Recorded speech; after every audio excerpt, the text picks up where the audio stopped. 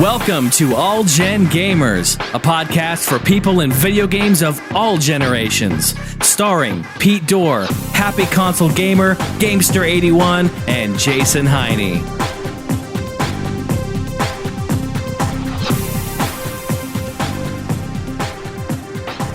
Hey guys, welcome to episode 78 of the All Gen Gamers. I am one of your hosts, Johnny Millennium, and we are joined by the awesome, the incredible, the beautiful, the incredible Pete Dorr. Hi. Yeah, that's about what I thought. And we are joined by somebody who's not quite as incredible, that's pretty damn good, Gamester81. Hey, I'm not beautiful either. What the fuck? Well, you're not bad. You have your days, I guess. Yeah, thanks, man. But we are joined by a super beautiful man, Jason Heine. I like the sound of that. Oh man, I brought this into a weird way already. But I'm really excited to bring on our guest. He was highly recommended to us, and oh man, there's so many things I cannot wait to ask our guest, Joeseph Yamine. Thank you so much for joining us tonight. Oh, thank you. But Joeseph has quite a history of many things, and I will highlight a few of them. Joeseph actually started a small little convention known as MAGFest back in, I think, 2001, wasn't it, Joeseph? We started prepping the show in 01, and it ended up, because of, 9/11, a million other things getting bumped into 2002. But yeah, so it happened in 2002, but we started it in 2001. Nice. Wow. So we're going to get into all of that, which is going to be exciting. And also, Joeseph held the very first Turbo Grafx 16 ever made. I can't believe that. I can't wait to hear this one. And also, he's going to share some stories of when he was in school, and he's going to talk about the late Irvin Kershner, who directed Empire Strikes Back, which is something that we're all dying to hear. And, why don't we just get to the beginning of a lot of things? Why don't you take us to the very first thing, the Turbo Grafx, because that's probably the first thing in all of this story, leading up to, MAGFest and all of that. So how did you come to even, get to touch the first model of the Turbo Grafx? How did that happen? Well, that actually happened because of MAGFest. It was actually sent to us to put on display at the show, but we were actually, for the most part, incredibly worried about theft, so it stayed hidden in con ops most of the time. We brought it out once or twice and paraded it around the game room, but then there's a couple of pictures on my Facebook of me holding it and so on and so forth. Now, is that the very first model then? What it is Steve Garwood, the guy who used to run TurboZone Direct, he worked for Turbo Technologies, in the early 90s. And when they were taking that nosedive in 93 and early 94, he bought up all the existing stock and opened up. He already had a mail order business, which he still has today. Free plug, ampie.com for all your classic music CDs and stuff. It's short for American Pie. And so he opened up a second, mail order business, TurboZone Direct. And he bought everything. Turbo Technologies had brought him into the company because they needed someone familiar with CD. Remember, Turbo Grafx, first console CD system in the world, let alone the US. And so nobody really knew how to market it. So they brought in someone who knew all about, marketing music CDs. He had a big business there up in the valley somewhere. Any of you guys from SoCal or mid-California-ish? No. Canada here. Yeah, okay, but yeah. So about 12 hours or 13, 14 hours north then, sure.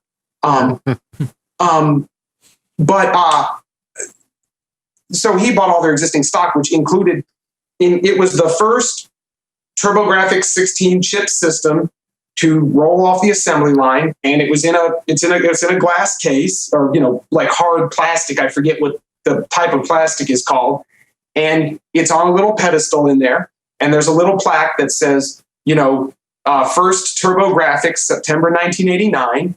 And sure enough, if you flip the glass box upside down and look on the bottom, you can see the serial number of the system, and sure enough, it says 00000, a whole bunch of zeros, 1. And he sent us that to put on display, and he sent us the very last Turbo Duo, not the highest serial number, but the very last one that he physically carried out of Turbo Technology Industry, the company, before, they turned off the light and shut the building down, and he had it marked, last one. And he let us keep that, and we auctioned it off, and it sold for about $500 at MAGFest 1. And actually, my co-chairman, Sean, bought it because we were losing money the first year, and he said, Joe, I'm going to lose money anyway. I have to pay this back. I might as well have something to show for it. Nice. Since that was donated to us by TurboZone, the proceeds from that sale would just go straight to the show anyways. And Sean still has it, the last Turbo to ever, come out of the warehouse before they closed up and moved over to TurboZone. And Mr. Garwood also sent us a Turbo Express and a TV tuner, which we sold maybe 200 something. He helped. The Turbo Grafx people really helped us out a lot with MAGFest 1. We had a lot of MAGFest 1. I still think is the closest anyone has ever come to Turbo Grafx Con, and that's the little thing about MAGFest that that I'm kind of the most proud of. Nice. That is awesome. How did you guys get in touch with him? Because I knew of his business. I phoned him up years ago, I think back in 2000, and I was phoning up to find out how much a Turbo Duo was from him, and he's like, $560, or I would say it was an outrageous. It was a really crazy price. I'm like, "Oh, do you guys ship to Canada?" He's like, "Well, I guess so." I'm like, "Okay, thanks." And I'm like, "It's just kind of shady." Yeah, he was. I mean, we were buying them for. He was because they had to wait 10 years after Hudson or Turbo Technologies closed up. They had to wait 10 years because of licensing and warranty stuff before he could. Because if people had warranty issues, the warranty was up to 10 years, so they had to hold on to as many as possible. But once that was up, he had this existing stock he'd been sitting on for 10 years. He just put them up for sale on the website. They were $200 a piece. And how I got to know Garwood was, when I had a Turbo Duo I got a Turbo Duo for Christmas in 1992. And I know, like I'm one of the 5 people that write. Yeah. I got the CD unit the first Christmas it launched. Nice. So, yeah. Wow, nice. That thing was even more expensive. It was ridiculous. I thank my parents for that one. That's for sure. I actually had that and a Super System card until recently. I finally just swapped them out for a Duo. First time I've had a Duo. I had the Pioneer Laser Active for years and years and years. Yeah. And that thing was I had the Pioneer Laser Active with the American Duo pack. I got a mint for that thing. You got the pack, the Turbo Grafx 16 pack for that? Yeah. Well, I mean, I sold it all. I sold the whole set about 5 years ago. Yeah, it's rare. I have the Genesis pack for it, but I don't have the Neo NEC Turbo Grafx one yet. The Laser Active and the Jenny pack, they go for pretty cheap, but that Turbo pack goes for like 500 or more. Right. I sold the whole set pretty much based around that piece. Yeah. But I got to know Steve Garwood as a kid because I would call TurboZone Direct up and order games, and it's before the internet. So, phone calls. And I ordered a lot of stuff from them over time. And also, way back in the day, there's another guy you may have heard of, a guy named B.T. Garner, who ran the Turbo Grafx mailing list out of Yale.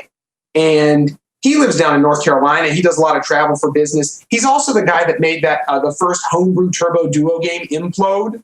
Oh, I remember that game. Yeah, I do remember that. Yeah, BT. And so the Turbo community, that because with the technology at the time, 1997, 98, it was pretty much mailing lists and slow forums and stuff. And the whole Turbo community was based around TurboZone Direct and the Turbo Grafx mailing list run by BT.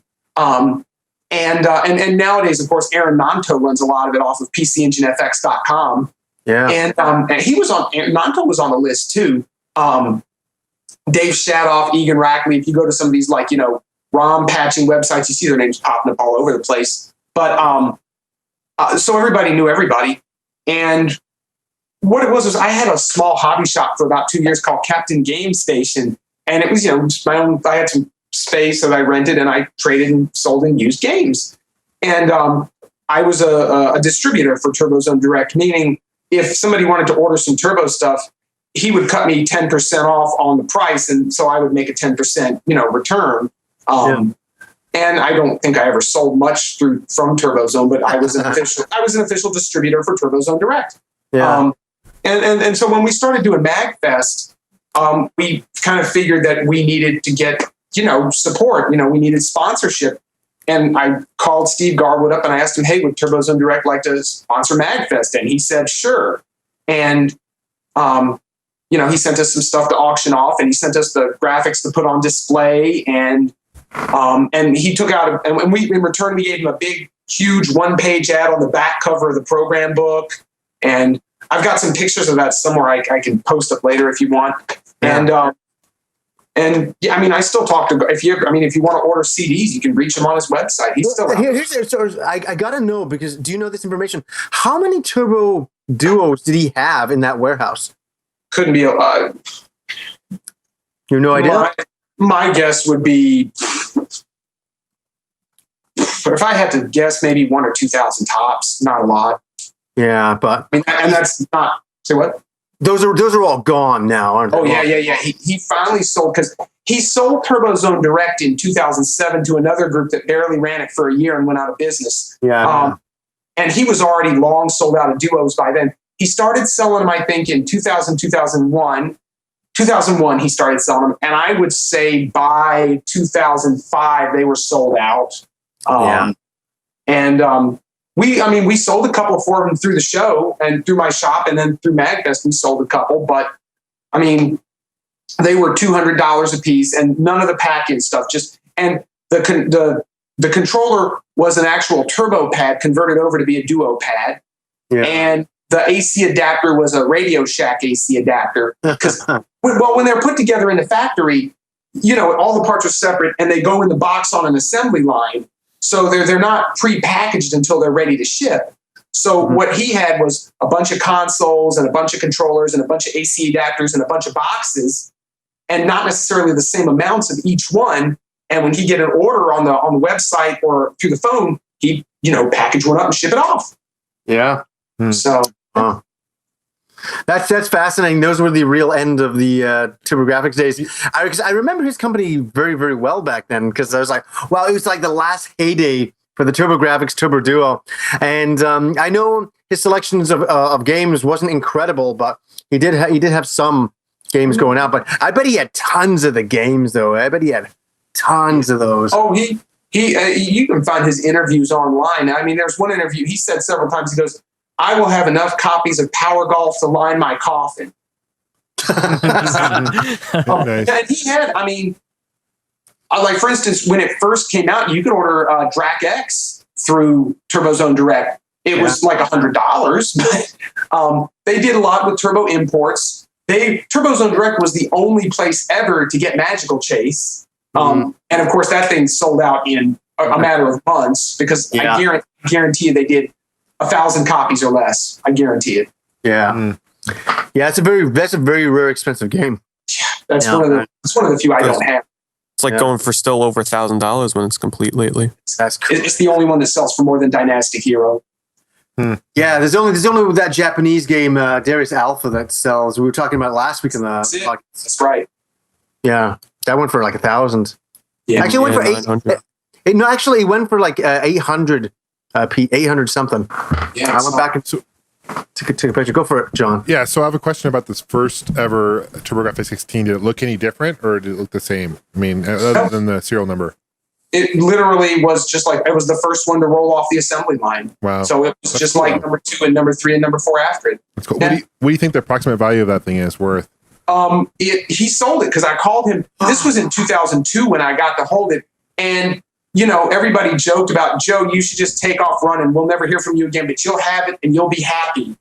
And, when you watch the MAGFest panel, if you watch that where we're talking about MAGFest 1, one of the other guys on the panel says, Joe, you don't remember this, because by Sunday, I had slept 7 hours in 4 days. I was a shell of a man. And they said that I was half asleep, delirious, sitting down, just, clutching it to my chest and snuggling with it. That's funny. And, but I sent it back, because the alternative would have been theft.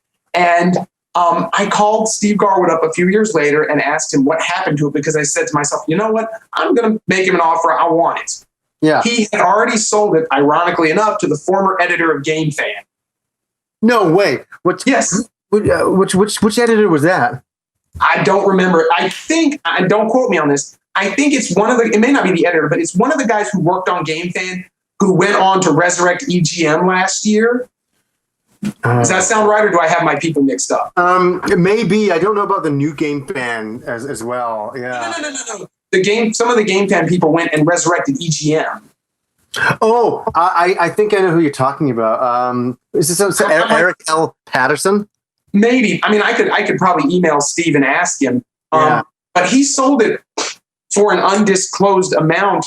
And I don't know whether I'm making it up in my imagination or whether I did hear it somewhere along the way from another source. But I want to say it sold for somewhere in the area of $3,000 to $4,000. Oh, of course. Yeah. Yeah. Well, that's a one of a kind. That's what's rarer than Magical Chase by $999. That's a very cool item. I mean, it's funny that's about right. The price would be about $2,000 to $3,000. It sounded like more I can see. It sounded like he had it displayed really cool with like a plexiglass case and stuff too. But if I'll email you guys the pictures I took of me holding it later on. And yeah, it was in, a buddy of mine knew exactly what kind of plastic it was. You know, it's basically a kind of, hardened display plastic.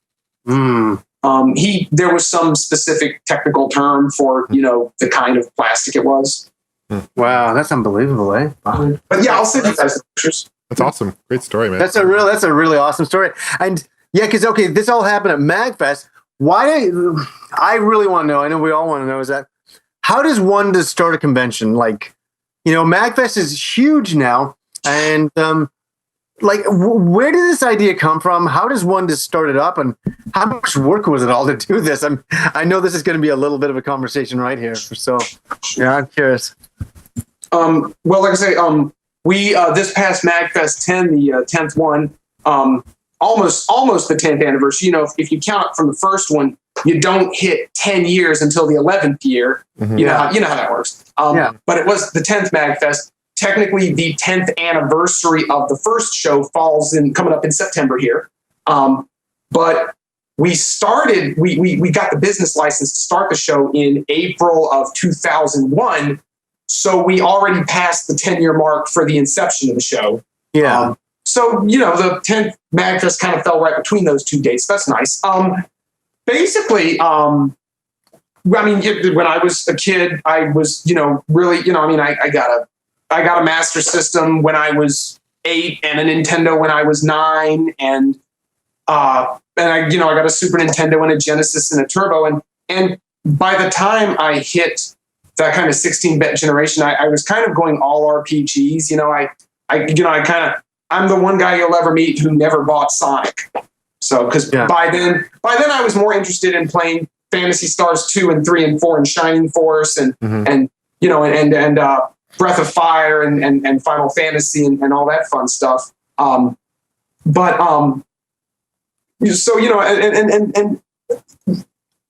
Somewhere along the line, a teacher of mine showed a clip of Akira in class because we were doing a foreign studies unit in English class. And somewhere in my brain, I made this unconscious connection between Akira and the video games. Because, the whole market's coming out of Japan, but I'm 13, 14 years old. I don't know that. And I started digging into it. And I started kind of making this connection that, the stuff that I liked was coming from another country. And so I started taking Japanese classes in 95, and I ended up, Sanden Benkyo Shimashita.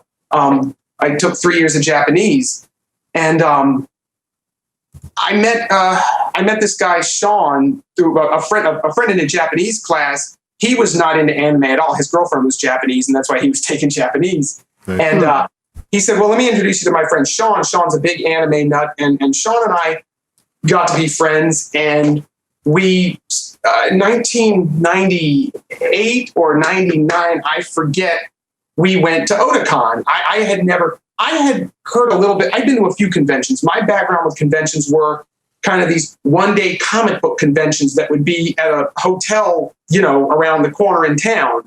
That's what I used to go to as well. I know exactly what you're talking about, especially at that time. right? So going to a big convention was like, whoa. But these comic book shows, they were kind of afternoon things. People didn't stay the whole weekend, and there weren't like panels and guests. It was just a bunch of vendors setting up in a little tiny ballroom.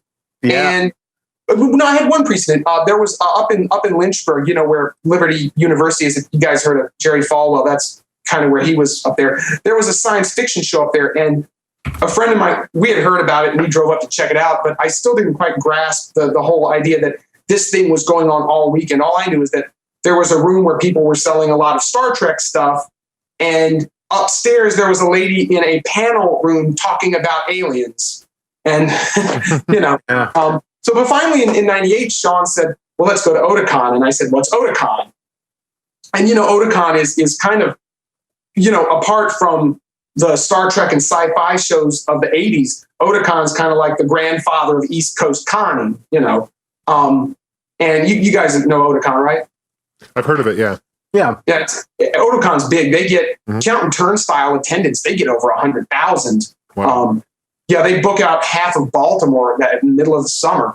But, Otakon in Metal Gear Solid, that's, Kojima named him as an homage to the people who run the anime show. Wait a second, is that right? I didn't know that. Yeah, Kojima, I believe, has said that he named Otakon. Remember, his real name's Hal, his real name's Hal something. I can't remember his last name. But remember, his code sign is Otakon. Yeah, Otakon. Yeah, absolutely. Yeah. Hal Emmerich. And Kojima has said, well, it was kind of my send off to all the lovely anime fans on the East Coast that go to Otakon every year. But when we went to Otakon, it was the last year Otakon was quasi small. I think they maybe had, counting turnstile numbers, it was about 4,000 people. And I was a kid in a candy store. I mean, the dealer's room's massive. It's at the Baltimore Convention Center, one of the biggest con centers on the East Coast. And, after I think like New York and Atlanta and Boston, I think it's the fourth or fifth biggest one. And I just spent so much money in the dealer's room.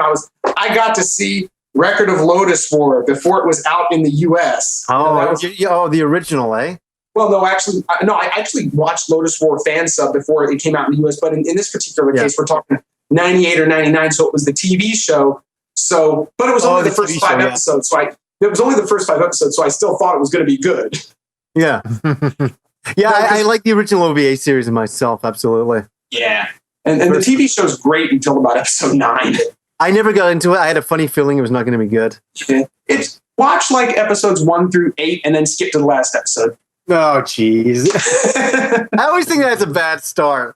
I always say, when people say, hey, just play the game for 15 hours, then it gets good. It's like, I had to play it for 15 hours before it gets good? Like, damn. How many episodes are there? 24, maybe 25. Okay. Because what happens is about 8 episodes in, they stop. Parn is no longer in the series, and it's this other guy named Spark and Sparka. And, yeah, but it's I don't know. If you're a Lotus fan, it's worth a watch once, I guess. But I mean, so the con thing was amazing, and so we started doing the con circuit, which at the time was in the Mid Atlantic was Otakon, KatsuCon, NekoCon. Animazement was a bit of a stretch, and the new one that just popped up, the baby show, was Anime Mid Atlantic, and we're doing the con thing for about 3 years there. And finally, we're at KatsuCon one night, and one of the guys. And the other thing was, I had an anime club. I'd started an anime club here in Roanoke, and there was an old rundown movie theater that let us show anime on their projector. And it was one of those dinner theater things where you could order chicken fingers and fries and beer and watch a second run movie. That's fucking awesome. So, yeah. And we got about 30, 40 people every week would show up, and it kind of got to be a little group because everybody knew everybody because it was the same people. So I had my staff built in already. I just didn't know it. And one night we had 1 week, they were getting ready to close that place up for good because they couldn't do any business. We had 1 week, word of mouth. We said, you know what, let's show Army of Darkness. We got 110 people in the room, standing room only. The kitchen ran out of food. Wow. So at least we sent them out of there with a bang. Classic. It's a classic movie. Yeah, it was, yeah, we got to show 1986 Transformers on the movie screen too. Yeah. It's, I'll tell you what, that's a fun one to watch ever. There's nothing like watching Unicron transform on, a gigantic screen, but that's fucking yeah. And but anyways, we were doing the anime club, and I had, like I told you, I think I mentioned, I had started a little hobby shop called Captain Game Station, and I saw a lot of these dealers were, I know these dealers clean up at those conventions. I mean, I've been a dealer several times when I had my business. But the main thing is we're at KatsuCon one night, Saturday night, 2001, third week of February. That's when KatsuCon always falls. And I'm hammered. And I look over at Sean. And Sean is always a bit of a teetotaler. He's always kind of the straight man, the voice of reason, just hanging out, watching all the happy drunks. And I look over at Sean. I'm like, let's do an anime convention. And and that he understood what I said too. I said, let's do an anime convention. And he said, Joe, look at me the next morning when you're sober and say that.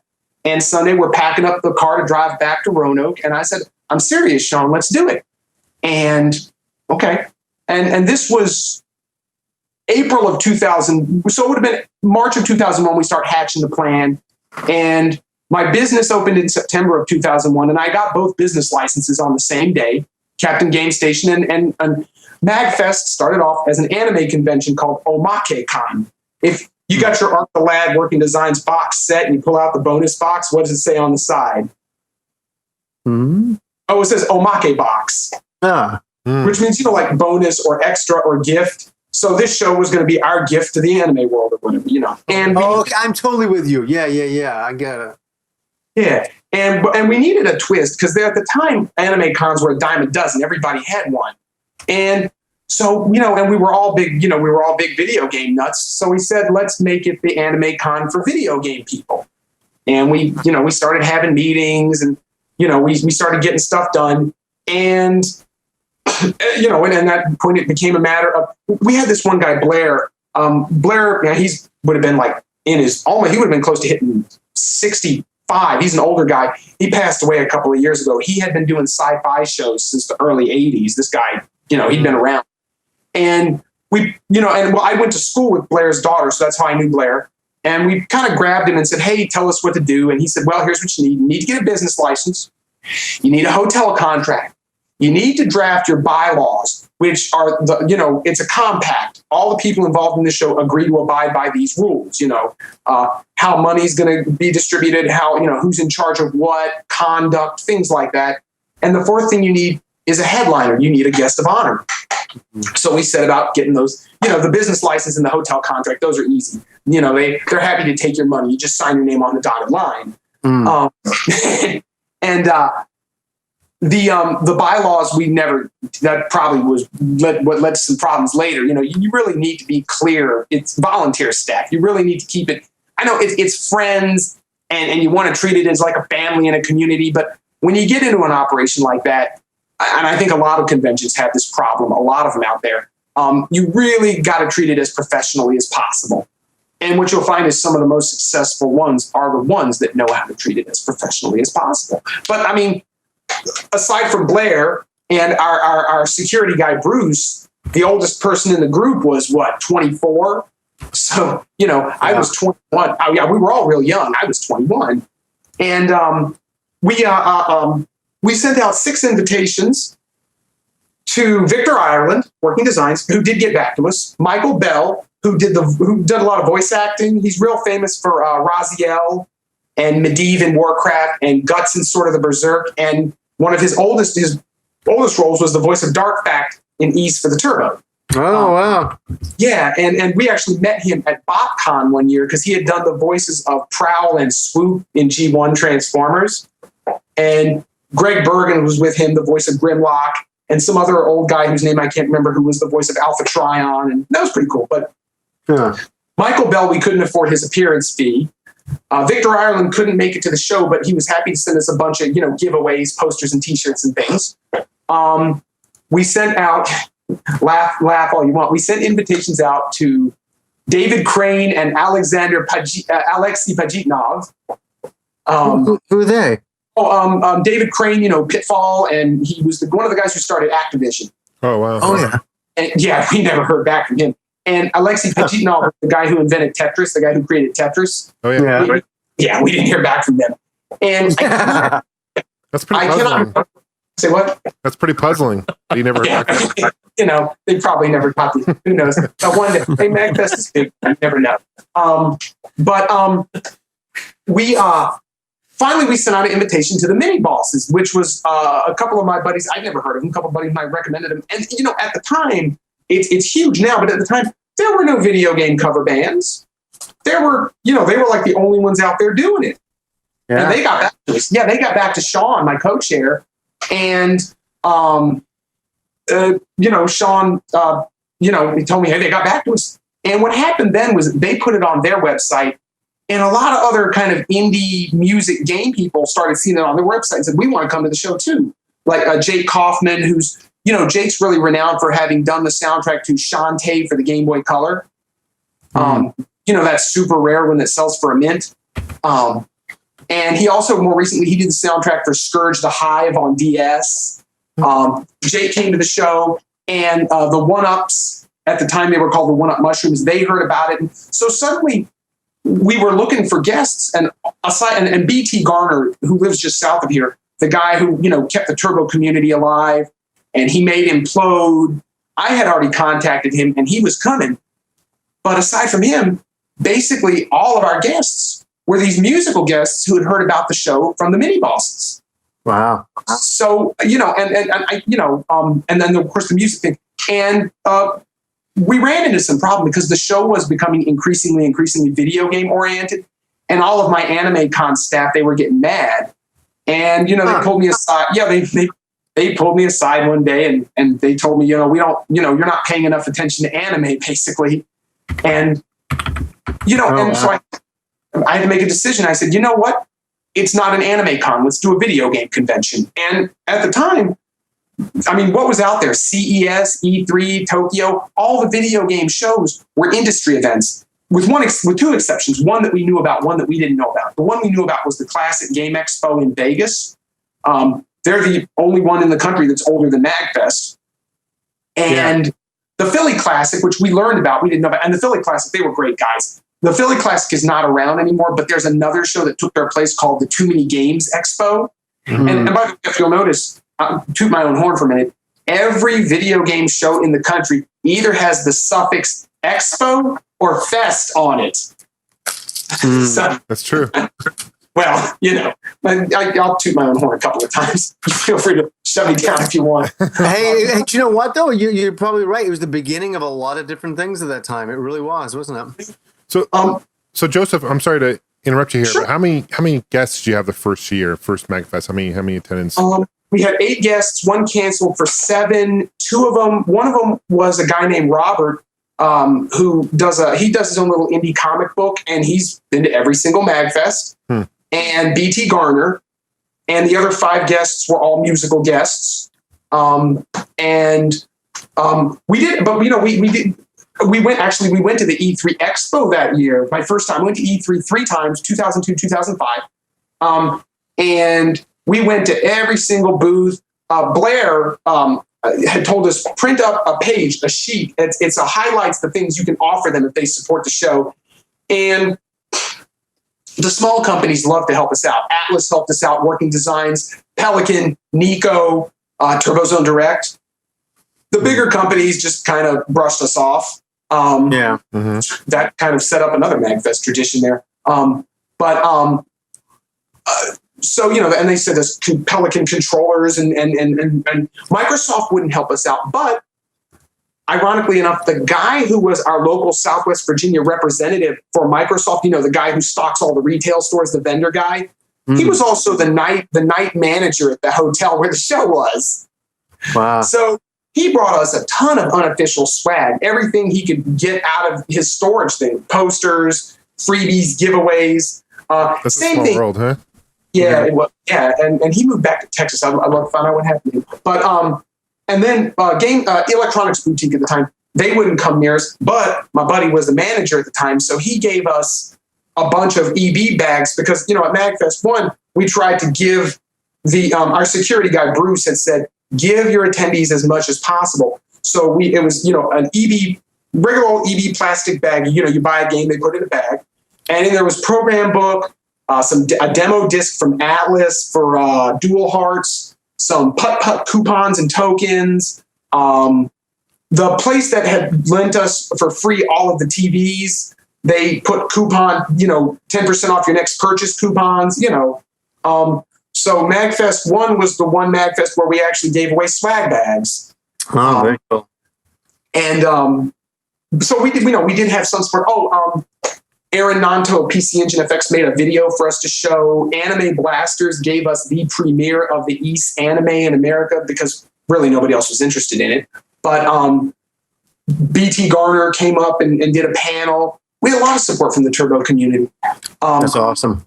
But yeah, but going back to where I was after E3 and after the little, any convention, your staff, there's always going to be internal drama. That's just the nature of the beast because, everybody's working on a voluntary basis. So, egos are going to, but, and we came to a crossroads and I said to Sean, you know what? It's not an anime con anymore. Let's do it. Let's do a video game convention. And that was it. We were in kind of in virgin territory at that point. But it really kind of was modeled after the anime convention thing. We had a panel room and a main events room and a game room and a dealer's room and a video room. And we had a small con ops room and a small con suite. So, we kind of took our modeling after whatever precedent we had. In this case, local science fiction shows and anime cons and whatnot. Hey, Joseph, I have two questions for you. The first question is, how many attendants did you have? Mm-hmm. And also the second question is, it sounded like you did a lot of marketing to get guests and that was cool. But how did you market to the general population and let them know that you're having this convention? Sure. Yeah. We had around 270, maybe 275, but that is including the staff and the guests. Mm-hmm. So attendees, probably just under 250 the first year. The second year, it was up to, because I actually did a lot of work with the second year. I'll talk about that in a little bit. But how did we market? We had a website. We went around to all the vendors at E3 and promoted the show. We got the mini bosses to, advertise on their website. We had, a couple of the more computer savvy guys in our crew, do what they could do on the IRC channels and things like that. We did a lot of local advertising because, first year of a convention, most of the people are going to be coming locally. Sure. Sean did a lot of the advertising. I was so busy with the business end of things that I'm kind of hard pressed to remember what advertising we did. Turbo Zone Direct did a little bit of advertising for us. Anime Blasters may have put something on their website. I don't remember. It was a lot of word of mouth, I guess. Okay, here's a question to jump right in. Was it successful in your eyes, that very first one? Yes and no. I was riding the high that, hey, we did it. We proved we could do it. We accomplished something. We lost money on the show. We came up in the red. And I'm pretty sure, I don't know for sure, that up until about MAGFest 7 or 8, the show was always, but most conventions operate at a calculated loss. When you think about something like Penny Arcade, that's a trade show. That's not the same. It looks like a convention on the outside, but it's a whole different thing on the business end. They have corporate sponsorship. PAX is designed to make a profit. MAGFest is out of my hands at this point. It may head that way, but to my knowledge, MAGFest and Otakon, for instance, is a non-profit organization. They operate. Otakon, their books are wide open because of their NPO status. They generate almost $2 million a year, but they spend a little bit over $2 million putting the show together. So they're always operating. But with NPO status, you want to spend as much of the money as possible. So they're probably very generous in their expenses. MAGFest 1, we wound up several $1,000s in the hole. It would have been more if it hadn't been for Mr. Garwood and those fine things he gave us to auction. And the show was great. I had a great time. About 10 days before the show, I lost my appetite. I get hungry, take 2 bites of food and be full. I slept 7 hours the whole weekend. I had a panic attack on stage Saturday night. And what panic attack did you have on stage with? I got to hear. Like, sorry, I that sounds interesting. Like, we had a ton of prizes that these companies and other places had sent us. Just a ton. Oh, and this is the thing. My buddy at Electronics Boutique, all the free pre-order stuff that had been sitting in the drawer for months that nobody wanted. He just gave us a box of stuff, like just little tiny little dinky things, Sonic plushie and whatever, it was cool. Yeah. There were one or two things I kind of snatched for myself, of course, but hey, I could use another Arc the Lad poster. Thank you. Of course. Hey, you're running the thing. You're allowed to do that. Okay. But Saturday night, we got a bunch of names in a box, and we're pulling names out to just give away some of the stuff before the mini bosses. Oh, I forgot to mention, and the mini bosses did end up being our guest of honor. And we rented this huge light set that we ended up not needing because it was too bright and too much, and that was a waste of like $200 or something. But I am baking under these lights. I haven't slept much in about 2.5, 3 days now.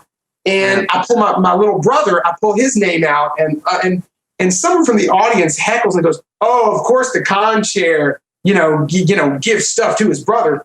We don't know who the guy's name was, but apparently his nickname was Guido the Heckler. And to this day, no one's ever been able to figure out who Guido the Heckler was. But at any rate, at which point, I started, the tightness in my lungs and the blood rushing, and I had to get off stage. It passed in a couple of minutes, and then Sunday night when I finally went to sleep, I slept for 14 hours and woke up with a horrible sinus infection because my body had gone into shutdown mode. Wow. But just the same, my guy, we had a fantastic time. We had one of the first video game conventions in the country, which is suddenly in the past 3 years really ballooned. We had, to my knowledge, feel free to correct me, the first ever video game music concert with multiple bands. Yeah. I have yet to find anybody who had a show where 3 video game music bands played in tandem with each other on a single stage on a single evening.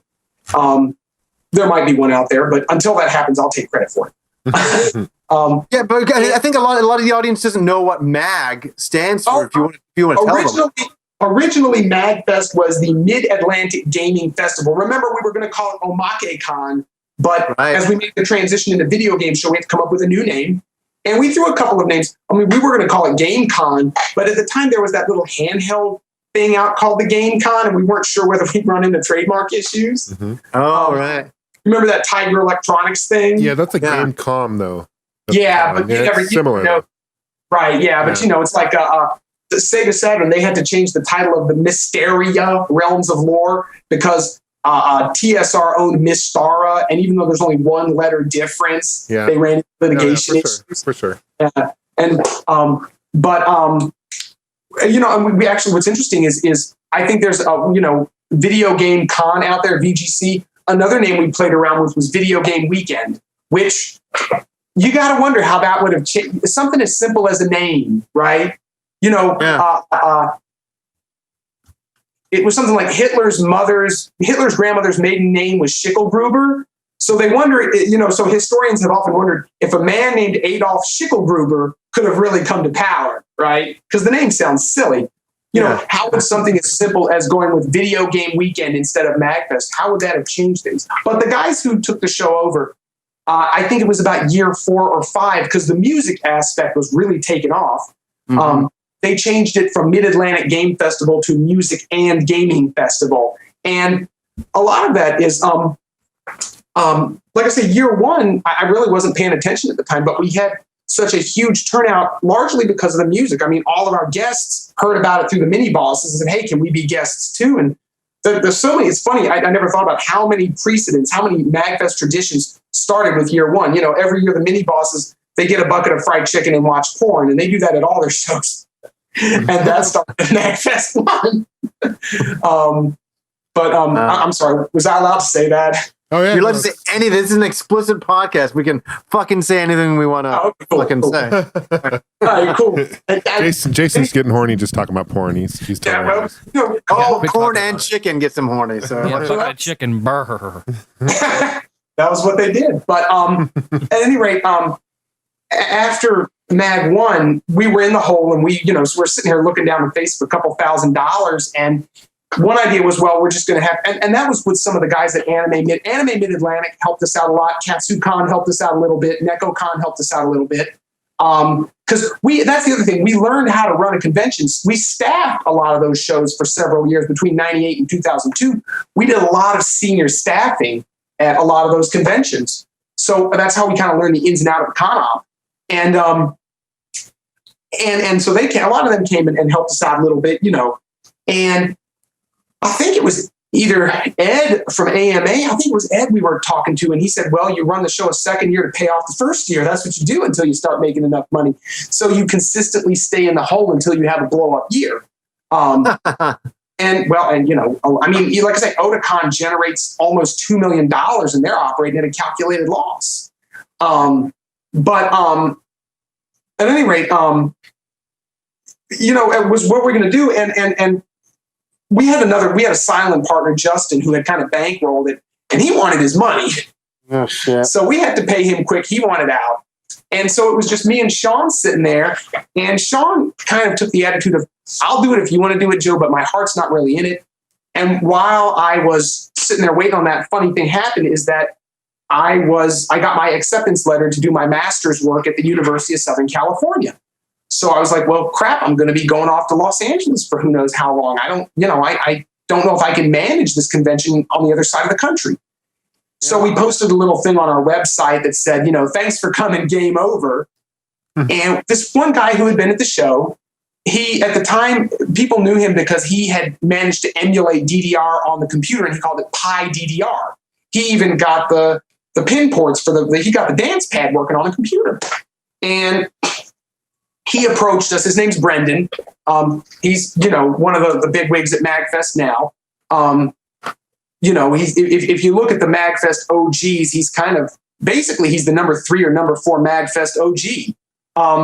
And he came to us and he said, Joe, what you've done is too great to just let it go. If you're not going to do it, let me do it. And well, we just pretty much said, okay.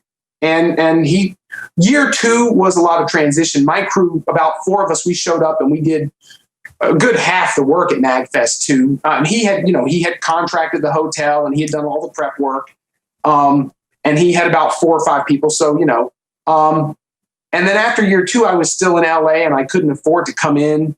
And so we just kind of let him take the reins from that point. And since he showed up at MAGFest 1 to see the mini bosses, and he was really into Pi DDR, so he was really into the music end of things, period. So every year, more and more bands would contact him, and then they started doing the concert for 2 nights. And then they started doing it for 2 nights on 2 stages. And then they started, this year, they practically had round-the-clock music on 3 stages. They had 30-something. Yeah. Wow. How does that feel for you now? Because you were like the pioneer of this convention. To look back now, is that you just made it must be such a proud feeling. Like, wow, I really kind of started this. What are your thoughts on that? That's a huge part of it. I kind of look back because I'm doing my master's work and then I went into teaching and I'm going to go off and have my career in academics and scholarship. We talked about movies. That's my other big love is kind of, arts and humanities and film and all that stuff. And I look back on the years of MAGFest that I've missed. And there's a certain amount of regret. In retrospect, I would have been able to stay closer to the show if I had, I didn't realize it at the time. I wish I had done more with MAGFest over the years. But yeah, absolutely. I mean, no one's happier than I am. The MAGFest this year was a surreal experience for me. I'm walking through that giant. They had over 100 arcade machines this year. We had what, 5 or 6 the first year, and I supplied 2 of them. At the time, I had a double wide 2-screen Nintendo Versus cabinet that had been converted into a Neo Geo multicade. And I had a Ghouls and Ghosts, and I brought those 2 and the putt.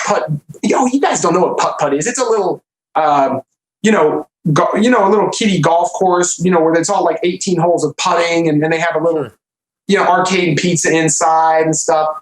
The local putt had given us about 5 or 6 machines, half of which didn't work. Well, they said they took us to their storage room and said, take whichever ones you want. We don't know which ones work, which ones don't. So it's 8:30 in the morning, and I'm walking through that arcade room, and it's dead empty because it's 8:30 in the morning. You know, MAGFest has developed a reputation as a party convention.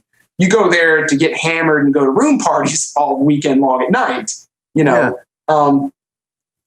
and so of course everybody's probably asleep and hungover. And Kane and I left at 4 a.m., got there about 8:30, and it was this, I don't know how to describe it. It was one of the most surreal moments. My little old show, which the first year was probably a little over 1,000 square feet, that arcade room alone was bigger than that. And yeah, you know, it was kind of a misty-eyed, teary moment. So yeah. Definitely. That's a really cool story, actually. It's really cool to hear about the anime roots of the show. I didn't really know it was really about that to begin with. Sure. So well, it was always about video games. We just didn't know it, you know, because we didn't have any basis for comparison. And most of the staffers came out of the anime club. So, you know, half of them, several of them didn't even own video game systems. They just had shelves of Sailor Moon and Slayers on VHS. Yeah. It gets me pumped up to like really want to start my own convention sometime. It's you know, and you know, I'm probably going to name it after my favorite game of all time. You know, I would call the convention Donkey Kong. Oh, God. Ladies and gentlemen, Mr. Gamester 81. No, that's awesome. I mean, it sounds like you put a lot of work into it, but it sounds like overall it was fairly rewarding, and you know, it's pretty awesome. And let me be fair, I put 2 years of my life into MAGFest from April of 2001 to September of 2003. The guys that are, you know, running it now, they've put, you know, 4 and 6 and 8 years of their life into it. So, you know, I don't want to. I mean, they deserve a lot of credit. You know, they really, you know, they did a lot more than I ever did with it, and a lot more than I ever thought they would. Yeah. Or a lot more than I ever thought was possible. Do you know how many attendees attended this past year, this 2012? 6,100. Wow. Yeah. So it cut out for me. How many? 6,100. Wow. From 250, right? Yeah, from 250, 275. Once I don't see. The numbers are always weird because you never know whether they're counting. Turnstile numbers are people who just show up for Saturday afternoon. Yeah. They're not booking hotel rooms, so they're not giving you credit against your contract with the hotel.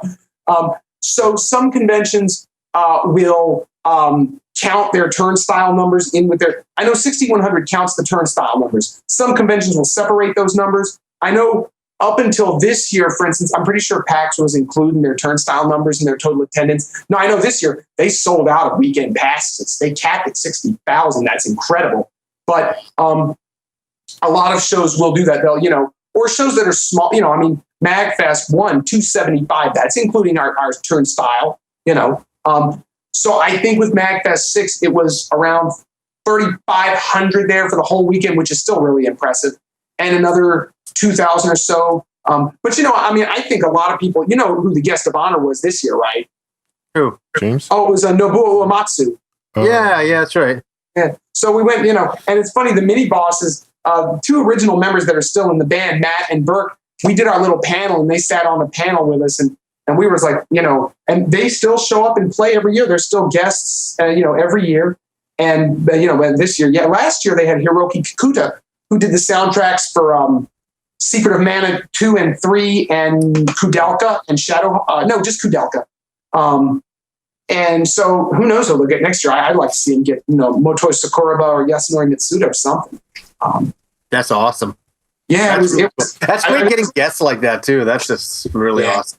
It was, like I say, it's funny when I finally caught up with the two of the guys do a lot of the work with Brendan now, and they do a lot of the heavy lifting, Paul and Dom. And I finally caught up with Paul, and he's like, so, because the place was huge. I ran in, I get there, I'll tell you a funny story real quick. I get there at 8:30. I go up to get my badge. It's just some young guy working at the admittance booth, the admissions booth. And he gives me my badge and he says to me, dead straight in the face, so is this your first MAGFest? Do I need to go over the rules with you? Oh my God. and you know, I just kind of smiled and said, yeah, I've been to a few of them, man. And but I ran into Paul finally, And he's like, so, and the place is huge. Right after that, I run into some of our musical guests from year one, Mustin and Dale of the One-Ups. And Mustin doesn't recognize me because the last time I saw him, I had a ponytail. And he said, "Hey, Joe, oh my God, good to see you." And he said, and he's playing Magic the Gathering or some card game. And he says, and he looks around and goes, "Can you believe this? It's huge." And I said, "Yeah, I'm kind of speechless." And then I finally run into Paul, and Paul says, "What do you think, Joe?" And my exact response was, "It's really," and that was kind of my response every time someone asked me for the next 2 days. Yeah. I was really speechless. It was huge. I never thought, it's that it was going to get that big. Yeah, like who would have ever thought that though? Yeah, right? it's a very proud feeling. Yeah. Wow, that's a great story. I love that story. Are you actively involved now, or these guys are just do it and? Like I say, after year 2, like I say, I couldn't make it to year 3 because I couldn't get in from LA, and that kind of broke the pattern. I showed up to year 4 as a dealer. And I showed up to year 7 as a dealer. And I showed up to year 8 for like 5 minutes, kind of low key. I wasn't around for very long. Nobody really knew I was around. But I had some other stuff to do in DC. They'll get in touch with me every now and again and ask me for this or that. And but no, I'm pretty much. I guess I'm an unofficial goodwill ambassador for MAGFest. Right. I kind of have a special status. They've never yet charged me for a badge, so and they always hope not. Yeah, and in most of their literature, there's always like, oh, special thanks to Joe for starting the show, and and that sort of thing. And whenever I show up, I still have MAGFest 1 badge number 1. I always, kind of wear that. And it's really funny how many people this year, especially people were coming up to me, even people that have been coming since like year 2 and 3. And they look at me and go, "That's a really cool MAGFest badge. I've never seen that. Where'd you get that badge from?" And I say, "Well, it's MAGFest 1 badge number 1. And some of them still didn't get it. And one person was like, "Oh, thank you for being such a big supporter." Christ, if only they knew, right? It's the way it goes. So, Well, no, one year we'll all get down to MAGFest, I'm sure, for that. But yeah, please do. Yeah, definitely. It'd be great to meet up. Now, I got a kid in here. One of the third things we wanted to bring up with you, and I think this is interesting. You were friendly with the late Irvin Kershner, who directed The Empire Strikes Back. How did you come to meet him? Well, like I told you, after MAGFest 1, I was accepted. And, there was that month period where Sean and I were trying to figure out, well, what are we going to do? We need to pay off this money. I got my acceptance letter to the University of Southern California, and I went and, I went off to do my master's work and to live in Los Angeles. And I was in a program at USC called the MPW program, Masters of Professional Writing. And, kind of like Masters of the Universe, except anyway, so, by the power of screenplay. Okay. So you wanted to be a writer? Yeah, I've always wanted to wanted to be a writer. Yeah, I've published a couple of small things here and there. Nothing. I've not published anything substantial. But so I went out there, and this program, I had thought it was going to be more of and it is now, because they've the program has since been reabsorbed back into the English department, and it's a bit more of an academic program. But at the time I went there, it was definitely more of a workshopping program. And I had no idea what I was getting into. I just knew that frankly, I got rejected everywhere else. So, but I was like, my God, I got a chance to go live in California. I'm coming from little old middle of nowhere Roanoke, Virginia, and I go live in Los Angeles. And the program was independent of the film school, the George Lucas School of Cinema, Arts and Television. And it was independent of the English department over in Tabor Hall. And, USC at the time was really hot because the Trojan football team was number 1 in the country. They had Matt Leinart and Reggie Bush. Reggie Bush won the Super Bowl for the Saints last year. And then he got into a whole bunch of trouble. And no, I don't follow football too much. We certainly don't. Well, I don't. Anyways, maybe you guys do. I don't. Yeah.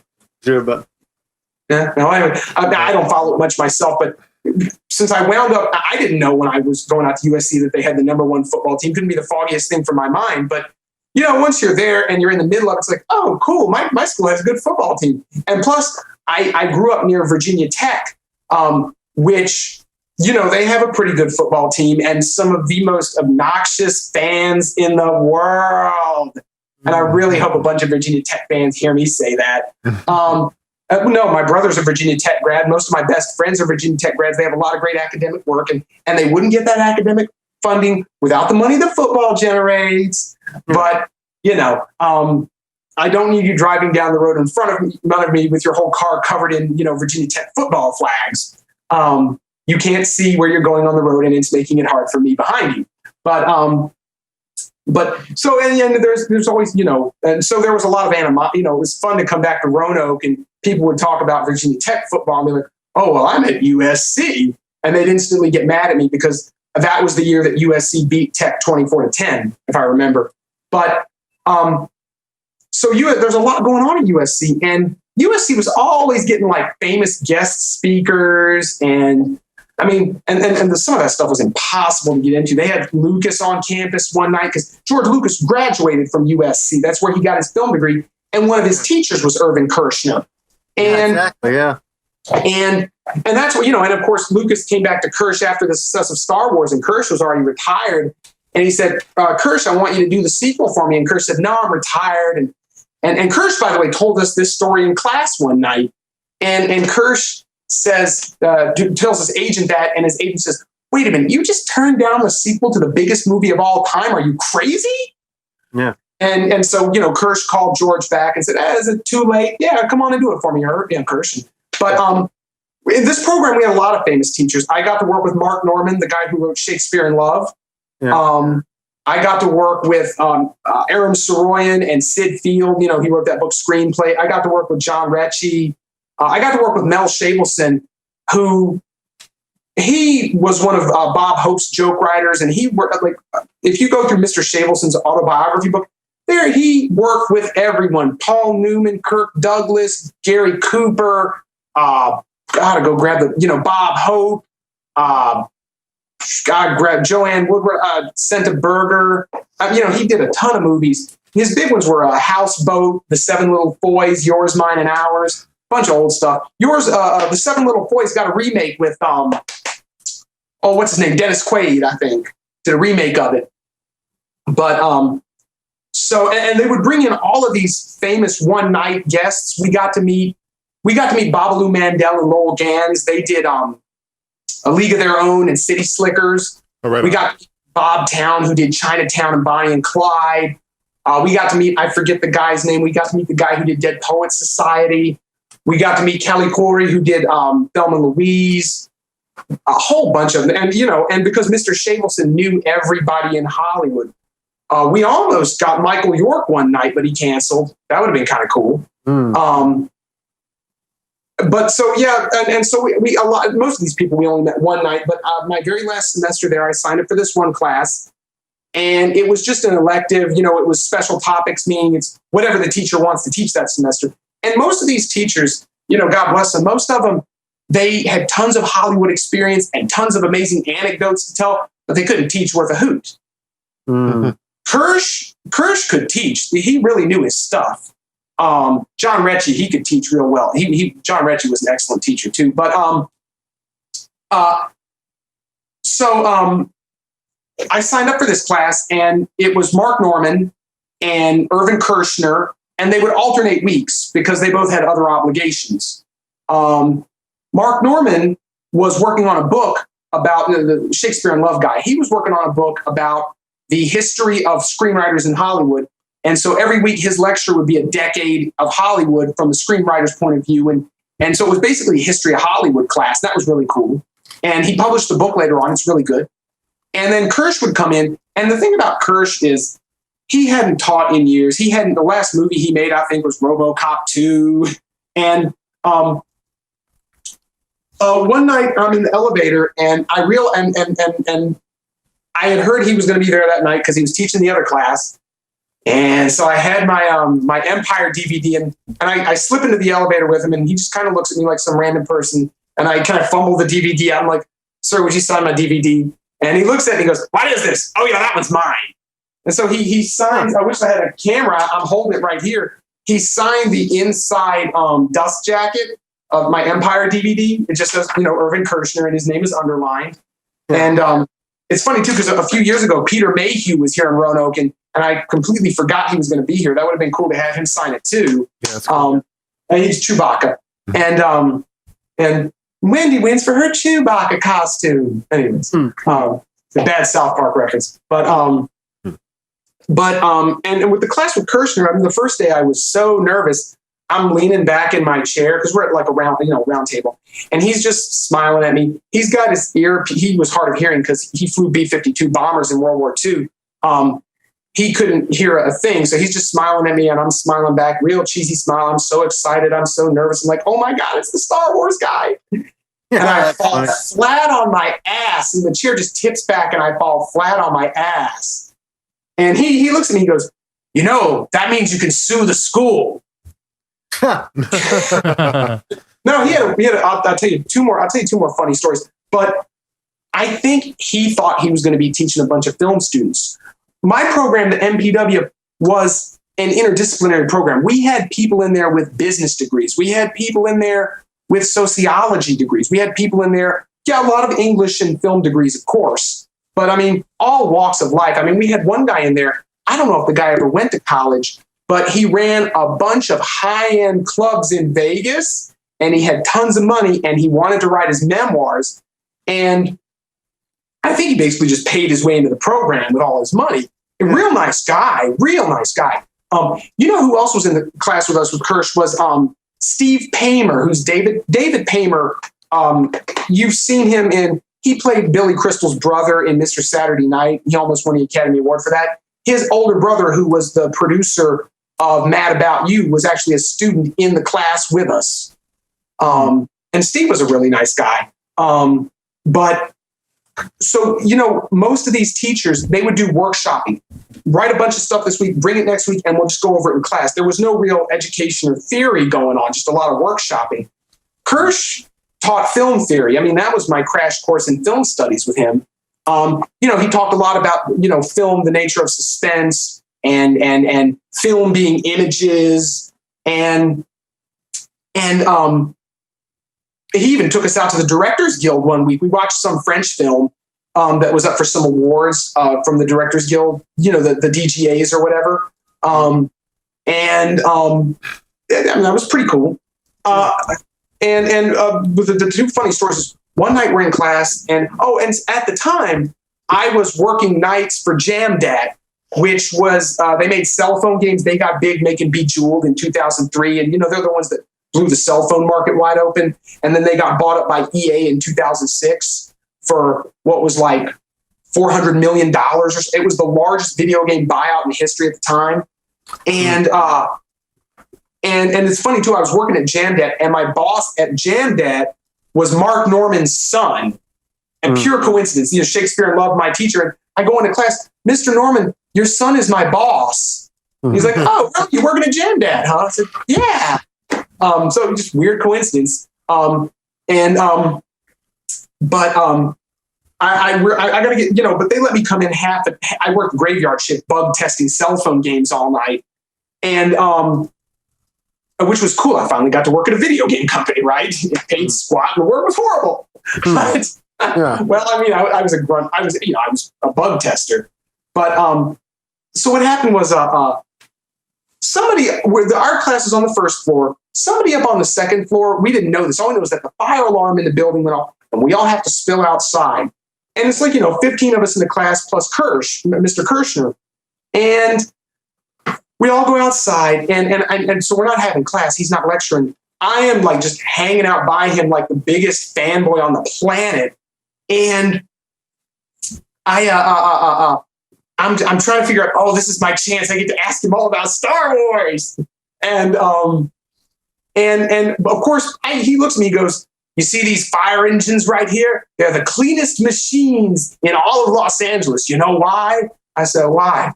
because when they're not on call, they're busy cleaning and oiling the fire trucks all day. Yeah, Mr. Star Wars, and he wants to talk about fire engines. But so I didn't get to ask him. The third movie was getting ready to come out, Revenge of the Sith. It wasn't out yet. I couldn't resist. I had to ask him. So, Mr. Kershner, what'd you think of Phantom Menace? Yeah. And he said, and he definitely like stuttered and hesitated on his answer. So I kind of stepped in and said, or no. He said, I forget who spoke first. I think it was me. I said something, well, there were things that I did and did not like about them. Yeah, and because his response was, that's how I feel too, Joseph. And he talked about, and we love to blast George Lucas and, make fun of him and call him a horrible person.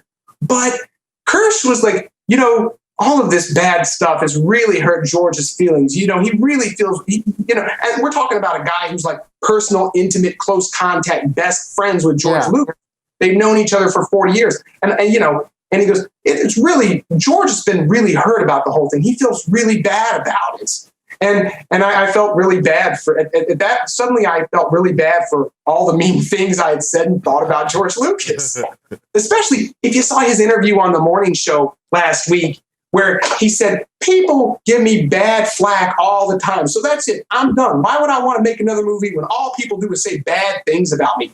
And Mark Norman, the Shakespeare in Love guy, he told us he saw Star Wars opening day, 1977, at the Grauman's Chinese Theater.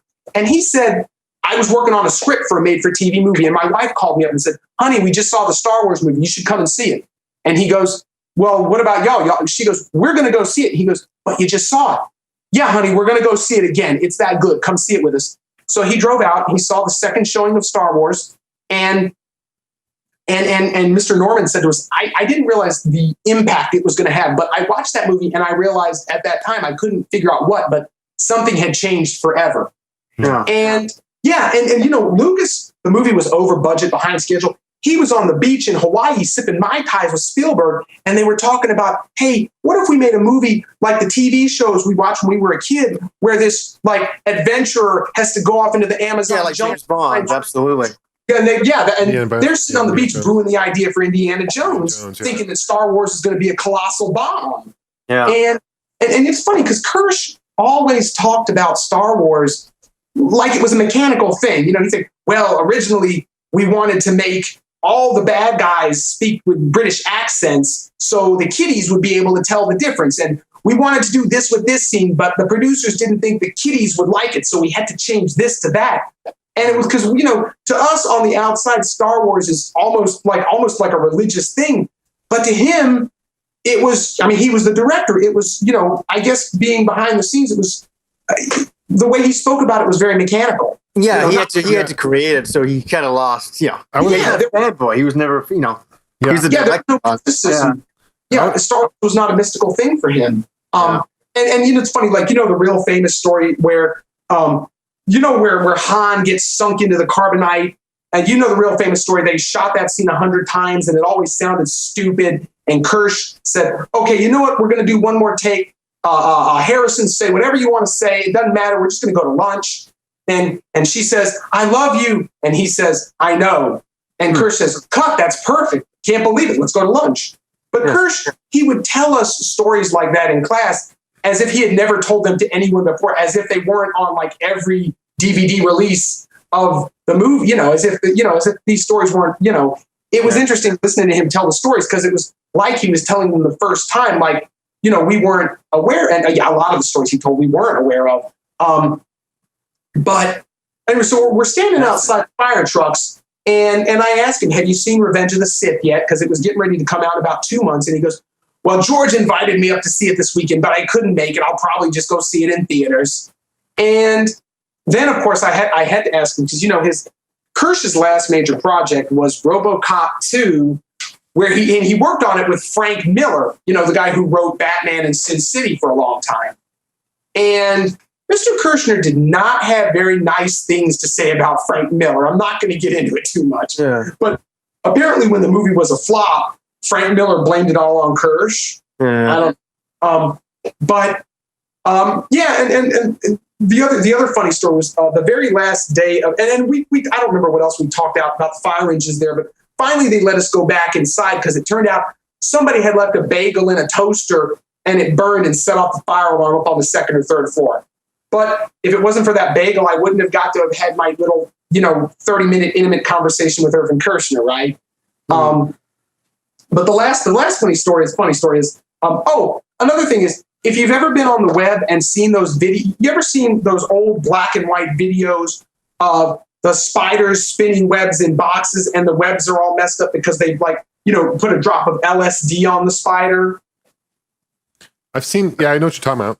Kersh was the guy who filmed those back in the day. He started off doing documentaries for the U.S. government. That was one of the earliest things that Kersh did. I don't know if he was the guy behind the camera, but he worked on those crews very closely.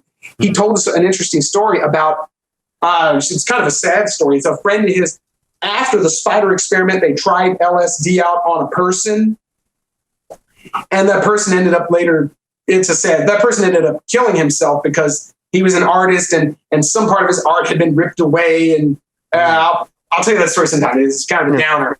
Nice. But the funny story, the last day of class with Kersh, class is over and it's me and two of my friends. And then this other girl, I can't remember her name, but she was always a little bit of a tease. And we're all just hanging out. And of course, every time I saw Kersh, I had the most, big beaming, idiotic hero worship smile on my face. And I'm like, this is my last night. I'm never going to see him again. And that was the last time I saw him. And Carolyn, nothing. She walks by. I didn't postscript. She walks by and I kind of turn to check her out. And she sees me checking her out.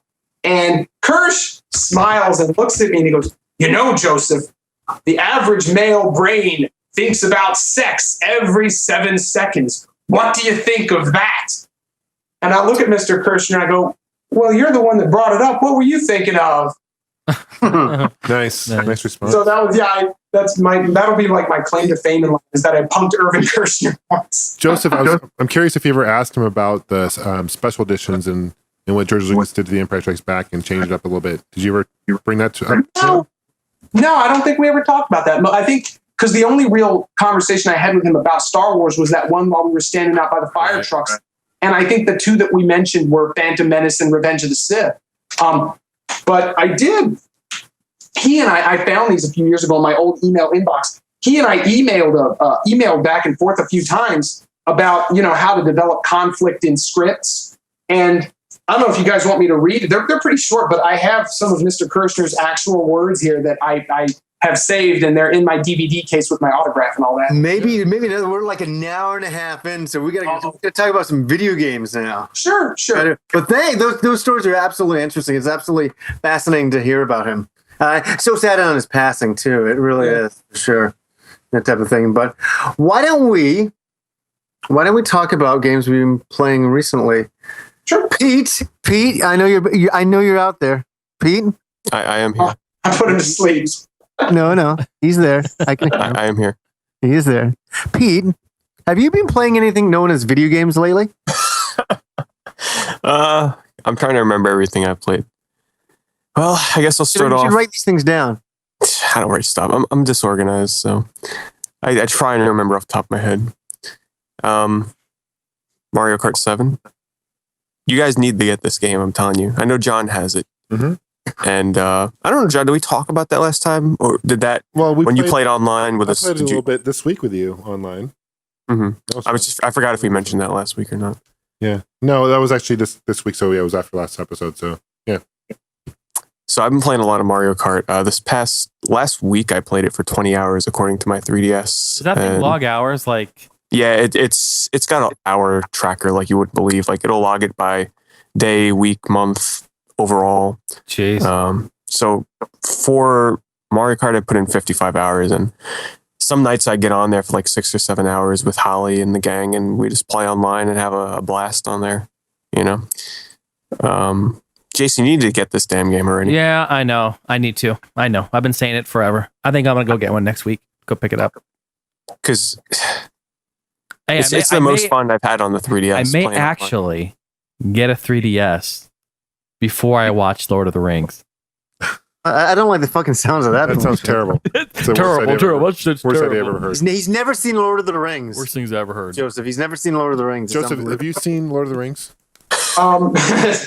I grew up with the cartoon ones, and I remember, of course, I was 2020 at the time. A friend of mine said, "Did you like it, the first one?" And Lord of the Rings is what got me into literature and arts and humanities and academics and all that shit. And the first movie came out, and they'll never let me live it down. I said, I saw it, guys. I loved it. It was like a religious experience. Of course. So safe to say you liked it a lot then. Yeah, especially the first one, because my favorite scene. Oh, wait, I don't want to. I'll spoil it. Have you read the book? Yeah, don't say anything about it. No, Don't spoil it for me. Jason hasn't seen. Pretty please, don't. Yeah. All I'm going to say is my favorite scenes in the first movie. Then, yeah. All right. Okay. Well, maybe it'll be Jason's favorite scene when he watches the movie. Yep, we will. Yeah, let me know. But yeah, I love the Lord of the Rings. I've been a huge fan since I was 12. Nice. Yeah. Jason's going to be a huge fan soon too. Yeah, soon. But I'm gonna get a 3DS. Thank you, Pete. We'll do that. This game is right up your alley, though. I'm telling you. Yeah, you'd like it. You'd like it, Jason. Yeah. For sure. All right, what else? Pete? I've also been playing. Because I've been talking to Taylor Morogaru, and he loves this game. So talking to him, of course, I felt like picking it back up. But I started to play Legend of Heroes: Trails in the Sky again. Oh, really? The last time I left it off, I was 5 hours in, and when I went back to it now, I put in a couple more hours. I just started the first chapter. So even just the prologue in this game was like 8 hours long. So I'm like 9 hours in right now. And I'm really enjoying it. It's an excellent game. Great series. I'm just hoping that I don't play through this one and, get super in love with it. And then they never bring over the second or the third one over here. And they'll bring it over as a download on the Vita. That's true. Yeah, that's true. What the hell else was I playing?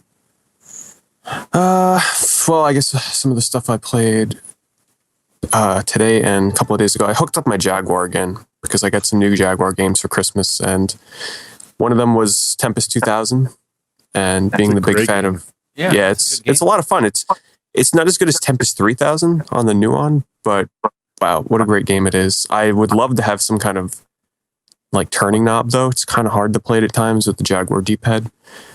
I also played some Defender 2000, and I was streaming that today, and before I streamed it the other day, my game had crashed on me 2 times, so I was kind of disappointed.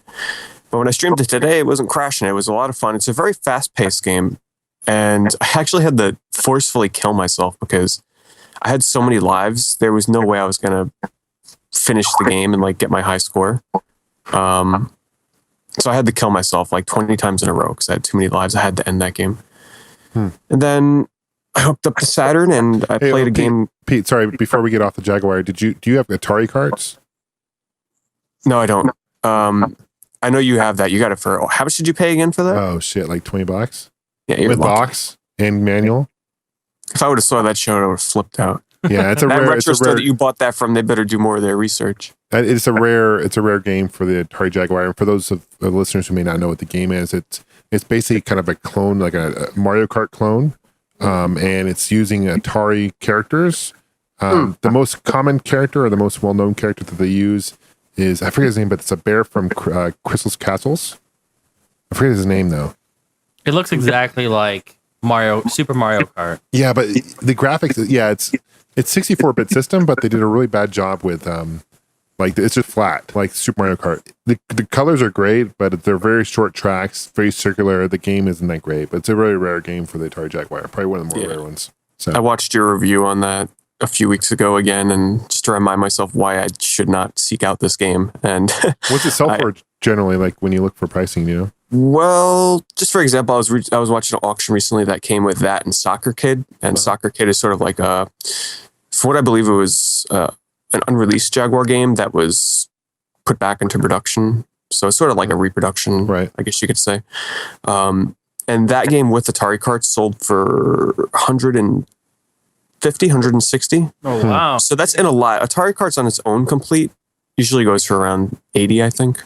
Yeah. 80, 90, something like that. Cool. Okay. On the Saturn, sorry. So for the Saturn, I played a game called Pili Rula. I believe is. I don't have it in front of me here, so I might get the order wrong, but it's a extremely strange beat 'em up on the Saturn. It's only in Japan. And when I'm telling you this is the strangest beat 'em up you've ever seen, there's nothing else out there like this game. So what is the name of this again? Pili Rula. Pili Rula. Let me see if I can find you guys a link. Hold on here. But one of the levels in this game was just off the wall insane. And it's a very short game. You can beat it in like 20 minutes. But let me just do a search here.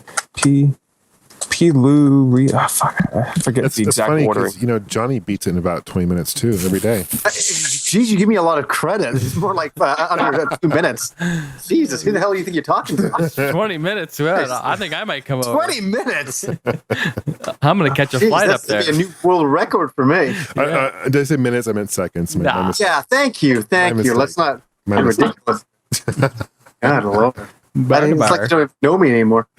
Oh, shit. What the hell did I do with the case? It's a very strange name to the game, and it has a specific ordering to the letters. P-Ra, some shit. I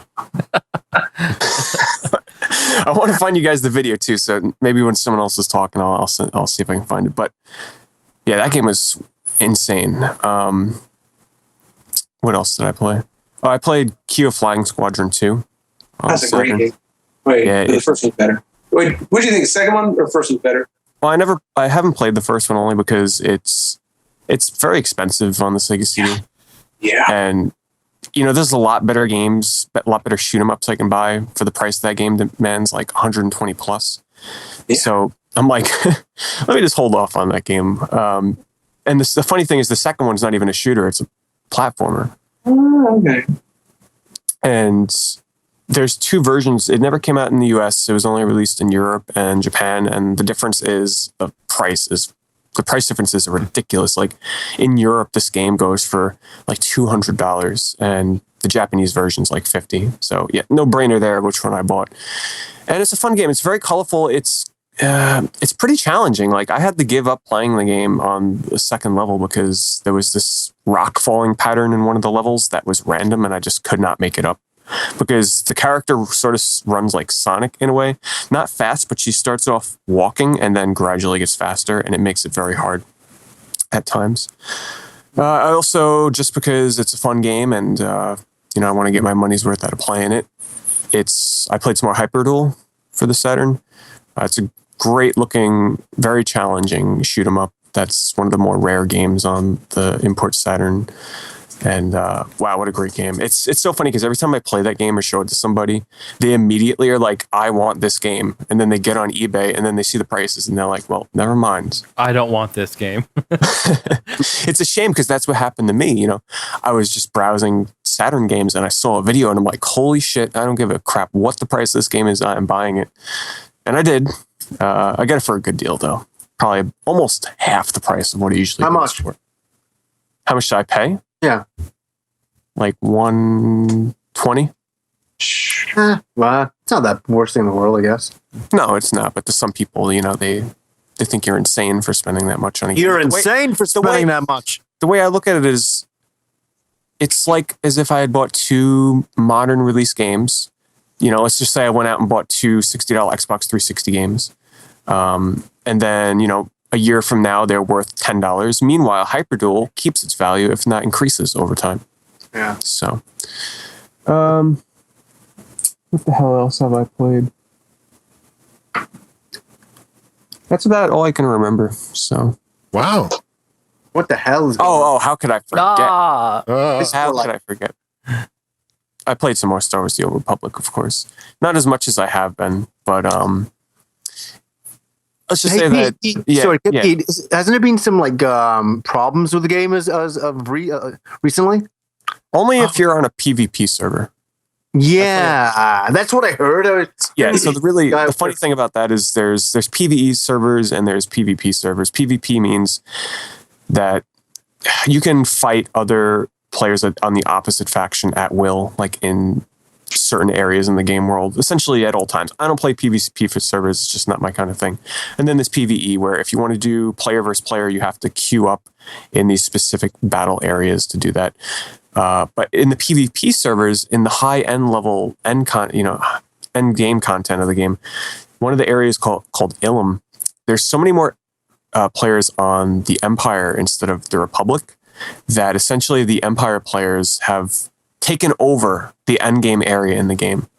And any Republic players that set foot in that area are just getting massacred and spawn camped, and they can't even play the game. I love it.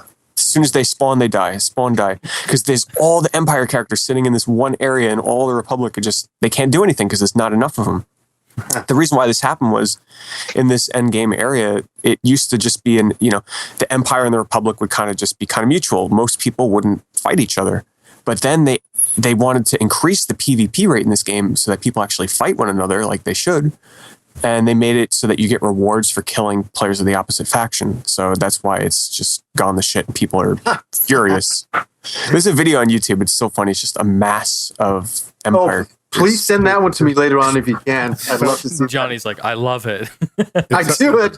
Well, it's funny because it's so sad that the game is so one-sided in that section and so broken. Like, I didn't design the game. I don't play the game. I can't have a laugh about it. Geez. The force isn't very strong in this game. I'm very disappointed. I heard of I heard of a hack for the game. Did you guys hear about it? Mm-mm. Something where, if you hack it, whatever people want to do, it makes slave Leia run around nude on Alderaan or whatever. Are you serious?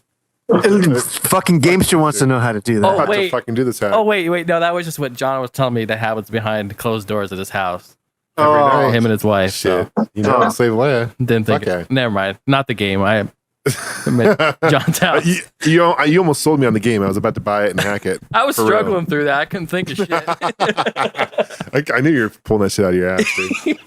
Can you tell? Damn, I'm trying to work on that. No, Right but on. that'd make me buy the game. Yeah, dude, for sure. Yeah. No, but the fact that it spent 5 years in development and this shit happens, it's kind of sad. Yeah. So, right on. Anything else, Pete? Hey, That's sorry, it. That's- Pete, okay. sorry, Pete sent me this video. What am I looking at, Pete? Because it's very choppy. It's just like Well, all I it's so see is choppy because there's thousands so of many things. players on. There's so many players on the screen that the guy that's recording it is getting a massive lag. But essentially, it's the Republic perspective. So what you're seeing is someone that's playing the Republic, and they're just spawning and dying over and over. This is And you can see all the Empire players are just destroying anybody I would that's just on be the. so pissed. If I was Oh, this was worth it. This was worth a laugh. This is so funny. Cool.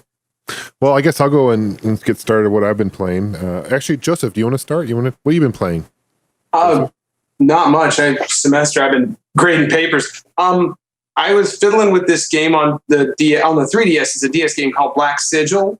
And it's this cool kind of. It was developed in Canada. It's kind of a wannabe Chrono Trigger clone. It's kind of buggy, but it looks like Chrono Trigger. It doesn't play quite it. And I've been fiddling with Odin Sphere on the PS2. Yeah. And some friends and I, we've been playing White Knight. I played mostly RPGs, if you couldn't guess. And we've been fiddling with White Knight Chronicle 2 on the PS3. But yeah, that's most of what I play are RPGs.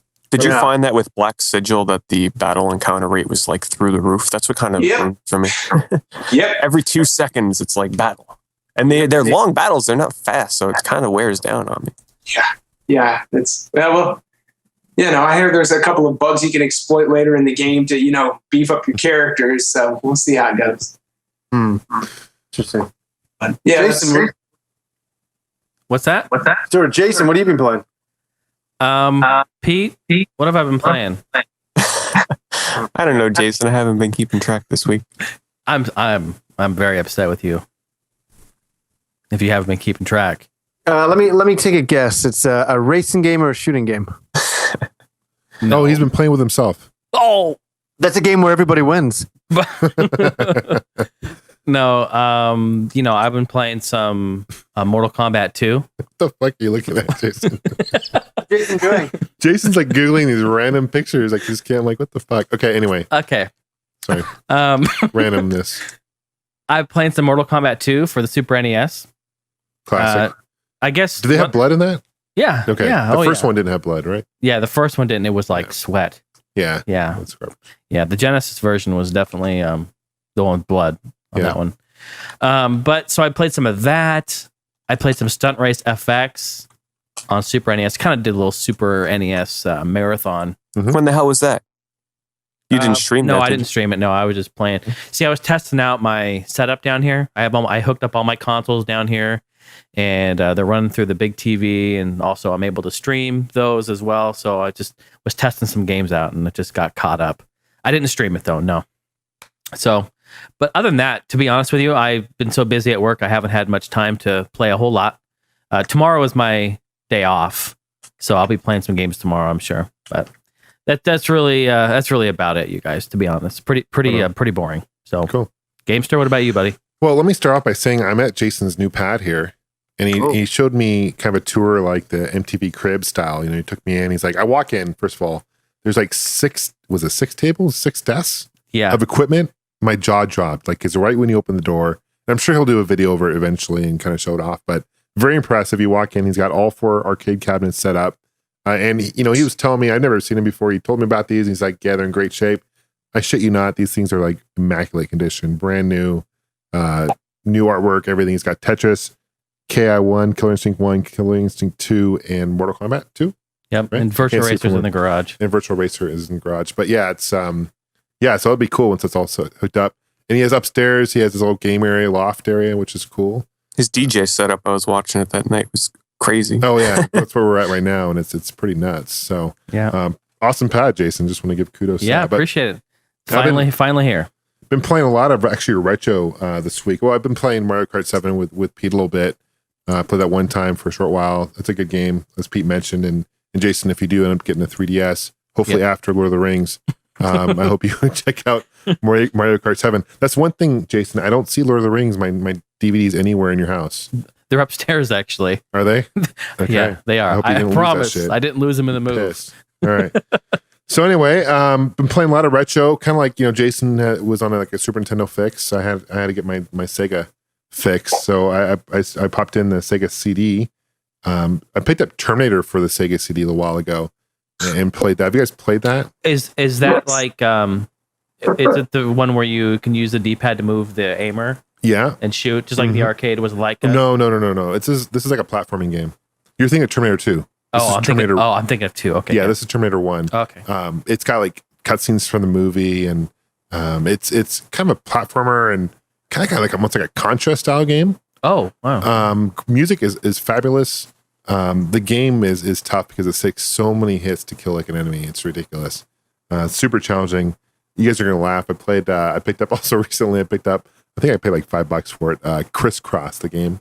Yes, dude. Yeah, dude. Because just nostalgic, you know, just popping that shit in and mixing my own music video of Crisscross, make you want to jump. What up, jump?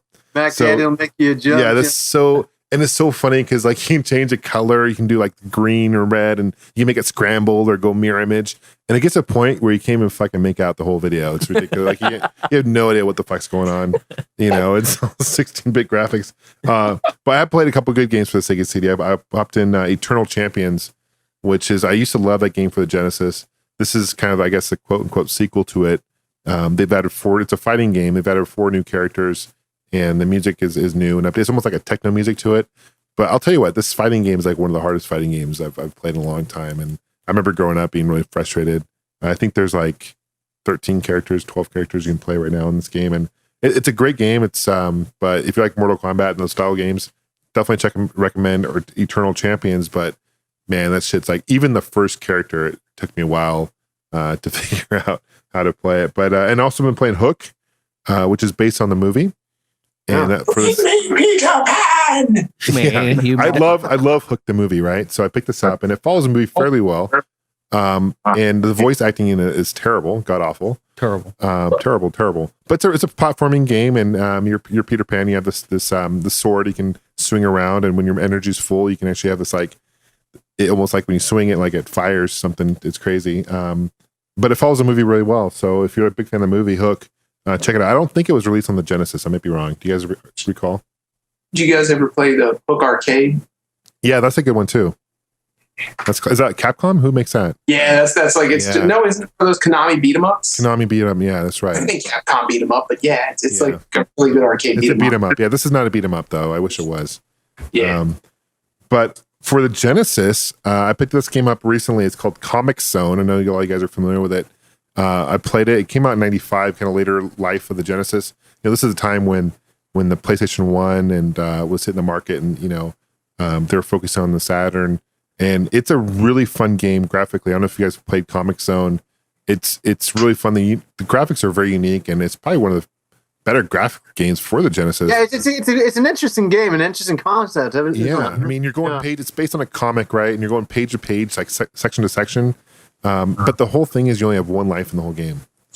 Yeah. And it's super hard. And there's you can use different, like you get like a rat, and you can use a rat for something, and you get some power ups in the game. But it's like you have one game, and that's it. No continues.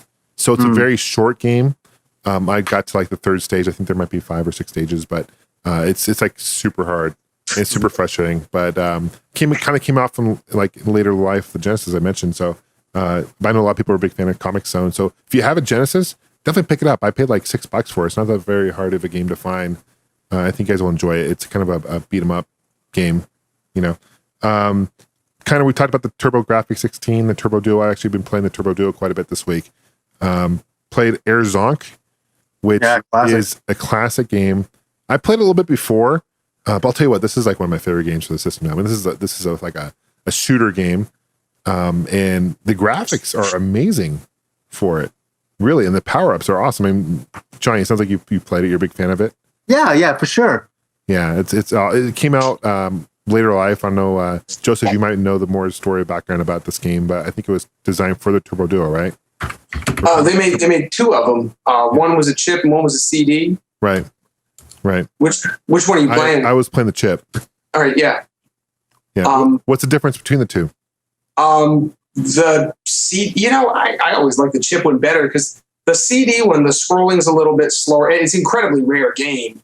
I sold mine for a really good price many years ago, and it's worth almost twice what I sold it for now. The chip or the CD?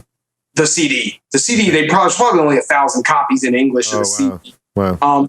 The chip moves faster. The power-ups are better. The music's a little bit better because it's a little bit more slower. There's something about it. And the chip's a little bit more challenging. The CD is really easy, and it's really short. It's only like 5 stages. Oh, wow. But yeah, they made the chip and then very quickly followed it up with the Super CD sequel, Super Air Zonk. They actually made a third one, but it's unofficial. Any of you guys ever heard of like that guy who does like Beggar Prince and Legend of Wukong and Star Odyssey? What's the Super Fighter Team? Yeah. Yeah. He put out, I don't think he developed it. I think he published it for another developer. They made a little Atari Lynx shooter called Zaku, Zaku. And if you look at Zaku, it's basically an Air Zonk clone. Wow. And it just came out. I mean, he just put it out a few years ago, maybe 2-3 years ago. Okay. But I haven't played Zaku myself. But the Zonk series, they're good games. I mean, it's fantastic. I mean, the graphics and the power ups are unbelievable. So yeah, the first one's definitely the kind of most people that tends to be the favorite is the first one. Well, he kind of reminds me of Bonk, a little bit. Yeah. I'm sure that's kind of where it derived from was Bonk. He is. He's futuristic Bonk. Yeah. So classic. And then another game I played was Dragon Curse, which is a great one. I know Johnny did a review over, I think, the Wonder Boy series. Is that? Oh, it's such a wonderful game. Yeah, it's awesome. Awesome game. It really is. The last game I played for that Turbo Duo was Adventure Island, Super Adventure Island. I think that's what it's called. It's Adventure Island, or I forget the official title of it. But anyway, if you like the Adventure Island games, this one is a very colorful game. I think you can get it on the Wii Marketplace too, like the Wii Market. You can get on that. But it's really, really good, really well done. I purchased about a week ago for the Game Boy. I mentioned before, I kind of alluded to before, Joseph, I'm a huge Donkey Kong fan, right? And I saw Donkey Kong for the Game Boy, just Donkey Kong. I'm not talking about Donkey Kong Land or any of that. This was Donkey Kong. And I played it, and I was very surprised. I had no idea. It starts off like the original Donkey Kong arcade. You go through the rafters and whatever. You have to save Pauline. But it also has a cement factory, the pie factory. But once you get beyond the 4 stages, it's a completely new game. I don't know if you guys have played this Donkey Kong. Pete, have you played it for Game Boy? I have not, but I recently acquired it. Definitely check it out. I think you'll like it. The whole point, you can actually, it's kind of like a mix between Donkey Kong Arcade meets Super Mario Brothers 2, because you can actually jump on your enemies and like lift them up and like carry them, and you can throw, like when you get a hammer, you can actually throw the hammer. And the whole idea is you're supposed to collect a key and unlock. You have certain stages, and in the map world is kind of almost like a world to like that you'd see in like Super Mario world. You know, like you see this, you go different stages, and the whole object is to collect a key and unlock the door, and then move on and save Pauline. But it's a really fun game, Pete. I really recommend it. I was really surprised at how different it is than any other Donkey Kong I'd played. It's great. So if you have a Game Boy, check out Donkey Kong. And the last game I played was, I know something that will go close to Johnny's heart, because I know Johnny's a big fan of this game, was Magician Lord for the Neo Geo. Oh, what a fucking great game that is. Fucking great game. Yeah. Great game. And you can morph into, kind of like Dragon Curse, you can kind of morph into different characters, you know? So that was cool. Very, very, very good game for the Neo Geo. So that's why I've been playing. Johnny, I'll pass the baton to you.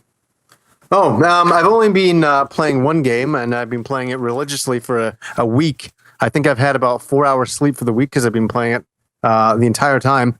And that is Connect Disneyland Adventures. It's been an amazing week. That's all I can say. I've actually been playing that too. I didn't want to admit it, but I have been playing that quite a bit. I haven't been at home. I've been in Disneyland virtually. I've been having sex with Donald Duck and hey, Johnny, I know you give that shit. I know you give the game shit. I know you're being sarcastic, and that's all good. But here's the deal. There's RPG elements to the game. I'm telling you. I know. I played it naked. It's fantastic. Have you anybody wants to know what it's like to be at Disneyland naked?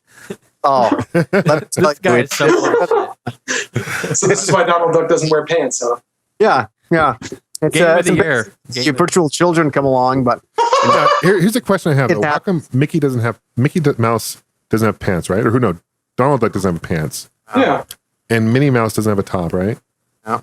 It's been the best week of my life.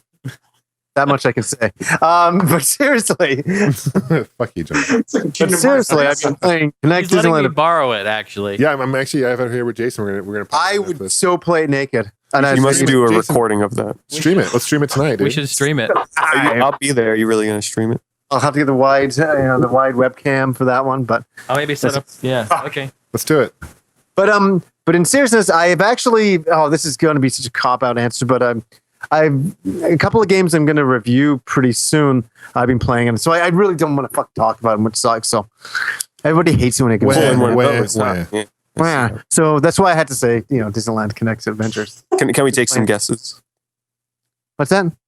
Can we take some guesses? No, you can't. Okay. So, anyways, what else do we have to do in this podcast? Do we have any audio questions or no? No audio questions. Guys, send audio questions into contact@allgengamers.com. We'd appreciate that.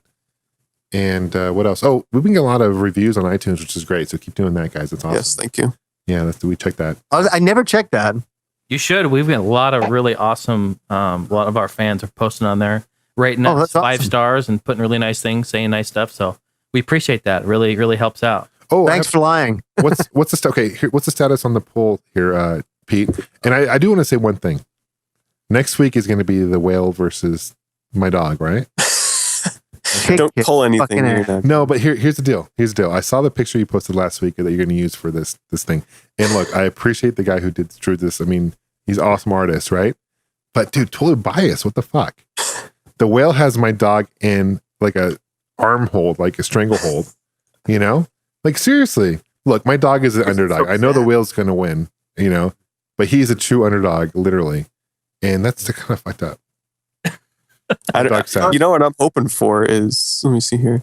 If your dog wins, he'll verse Gary's cat in the finals. Oh God! He'll verse Gary's cat in the semifinals. Yeah, I showed that to my brother. He laughed. He thought it was funny. Can he believe his fucking cat? I know. Gary's cat. So funny. And Joseph has no idea what we're talking about. Yeah. Joseph, go into our we have a little poll that we do. It's kind of an thing with All Gen Gamers, I guess. But if you go into our forums, just go to allgengamers.com, our forums, click on that. We have like a little poll that we do. It's no one wins anything. It's just kind of for fun, but it's pretty funny. So where do we stand right now this week, Pete? Well, right now, Some Shit Pete's in line 4 is winning with 56 votes, and Throw Up N64 Controller is losing with 39. So, yeah, it's kind of clear which one's going to win. So that one, close. At the Some end, Shit I'm in line for is going to go up against Gary's Cat. Yeah. okay. Well, that's going to be. We're in the final 4, right? Yeah, we're going to be down to the semifinals, final 4, and then to the finals.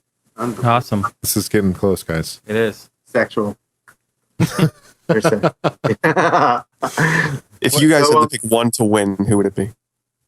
Well, I think the whale's going to win it just because the whale has the. I think Gary's cat, man. I get a funny feeling Really? about a fucking cat. I'm rooting for the cat, yeah.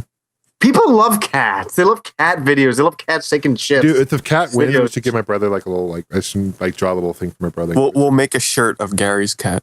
No, I'm just kidding. Oh yeah. Well, do something special for it. That's for sure. We'll figure it out if his cat wins. But And also, we appreciate you guys doing the logos for us, because we're looking for a new logo, and there's been some great art. I don't know if you guys have gone on and looked, but no, I haven't. I should. Johnny doesn't give 2 shits about the podcast, so it's all right. What podcast? we just got to make sure that the logo is going to be right for us. We can't just pick any Yeah, old that's one. true. But we do appreciate everything that everybody's been doing on there so far. Absolutely. Oh, these are pretty good.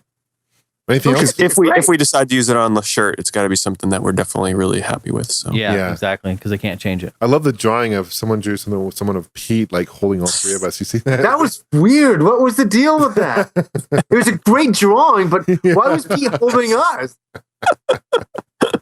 It was surreal. Yeah, it was really good drawn, but yeah, it's funny. say we make a shirt of that. Sure. We should call it All Gen Gamers. Ah, Oh, the all gen lamers. Lamers. I would love Pete to hold me. I'll be all right with it. Hey, so there's some good designs in here, though. Holy. Yeah, there's some really good people put a lot of work into it. Yeah, So good stuff. A lot of talent. We really appreciate that. So Wow. Oh, sorry, I'm at it. With Pete holding us, it's like Jesus is holding us. But I'm telling you, they got us pretty good. I love the way Gamester has so much stuff on his face there. Like, Scruff. isn't shaped in a week. Yeah. Jason is just right out of a comic book. Yeah. I don't know why everyone's drawing me so fucking fat. I don't know. It's like the fucking week of, hey, Jason's a fat ass. Really? What other pictures I don't are you know. fat? Check the web You know what? comic You know what? If I'm fat, then I'll start losing weight, I guess, people. No, you just don't understand. The webcomic looked exactly like you. And I'm shitting you. I'm joking. I just don't get it. Like every comic, every picture, I'm fucking fat. Someone's got a little personal. Well, you know that's why Pete's hugging you. He's going to eat you. Well, how did I get so fat? Jason, every episode, you give us a food review of candy or chips. Well, I'm on my diet now, so fuck everybody. Oh, Where are those apples and celery sticks at? Yeah, go look in my fridge. Go look in my fridge. It's Mountain Dew and beer is what I saw. Dude, you know what? Do you know what it looks like? You didn't look close enough. Sorry. The more I look at this picture, like Jason is just kind of like happy to be there. I look like I don't really know where I am at, but I'm happy. Gamester looks like he hasn't shaved in a week. He hasn't had a shower in a week. He's just kind of like, hey. And fucking Pete looks like he's fucking all three of us. Because he's not looking down at us. He's looking off to the side like he's concentrating. He's just like thrusting, going, yeah. We're getting triple donged. Totally. I think he's doing you first, Jason, because you're fucking happy in this picture. I'm happy to be there. Very happy. So I love the other one. We all look like a bunch of stoners. Oh god, it's Which like one's that?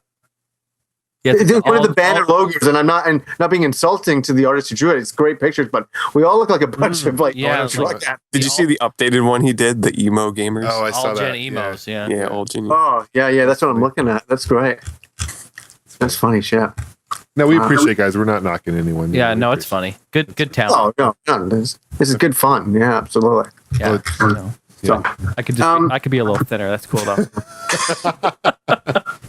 It's fucking bullshit. so mad about it. They can draw me being fat. I don't care. They can make me super skinny. I don't give a shit either. How much time do you have, John, after the show? Do I have? Yeah. I can hang out for a while. Because if you want to, I mean, I was thinking set a webcam up. Yeah. We could stream that game. Okay, let's do it. Okay. Do a record. Well, keep the recording and post it on the channel. That would be fun. Yep. Oh yeah. Yeah. Mm-hmm. Cool. Oh, yeah. Are Hey, you going to do Joseph, a gaming piece theater? I don't have anything for gaming PC. Oh, how screw about, you. how about Love Talk? Do we have any Love Talk? I'm not ready for that either. We've been going on for a while here anyways. It's all good. Let's hit it Yeah. next time then. Yeah. Yeah, absolutely. We'll do questions next time too. So keep those questions coming. Yeah. Joseph, awesome having you on, man. Really Totally. fascinating to hear the MAGFest, Turbo Grafx 16, the start episode, Empire Strikes Back, Urban Kershner. That's awesome. And I want to touch base with you. I want to hear those letters that he wrote to you because I'm really fascinated by that. Sure. So when I have more time, I want to definitely maybe MAGFest. I want to hit up MAGFest next year. Are you gonna be there?